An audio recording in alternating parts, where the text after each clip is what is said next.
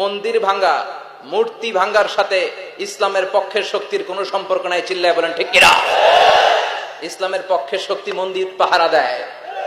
তারা সাম্প্রদায়িক সম্প্রীতিতে বিশ্বাসী, কোন দাঙ্গা হাঙ্গামা সন্ত্রাসবাদে ইসলাম বিশ্বাস করে না। চিল্লায় বলেন ঠিক কিনা? ইসলাম হচ্ছে শান্তির ধর্ম। আমরা সবসময় সাম্প্রদায়িক সম্প্রীতি, ভালোবাসা এটাতে বিশ্বাসী। হিন্দুরা ঢোল বাজায়, আমরা কিছু বলি না। আমরা তাফসীর মাহফিল করি, ওদের যারা ভদ্র তারাও কিছু বলে না। ঠিক কিনা?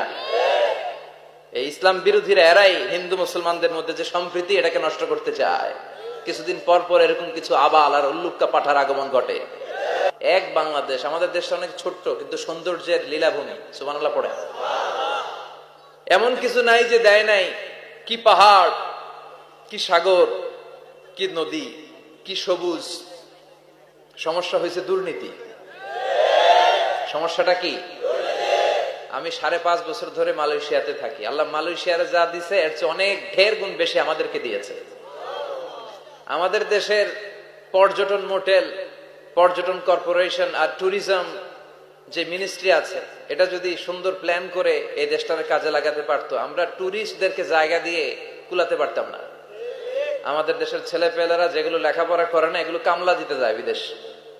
এই দেশটারে সাজাইলে এখানে ট্যুরিজমকে দেখাশোনা করার জন্য আমাদের প্রত্যেকটা ছেলের কর্মসংস্থানের ব্যবস্থা হয়ে যেত। এগুলো নিয়ে চিন্তা নাই। এরা ঘুরতে যায় বিভিন্ন দেশে, দেশ নিয়ে চিন্তা নাই। আল্লাহ আমাদের নেতাদেরকে তুমি হেদায়েত দাও।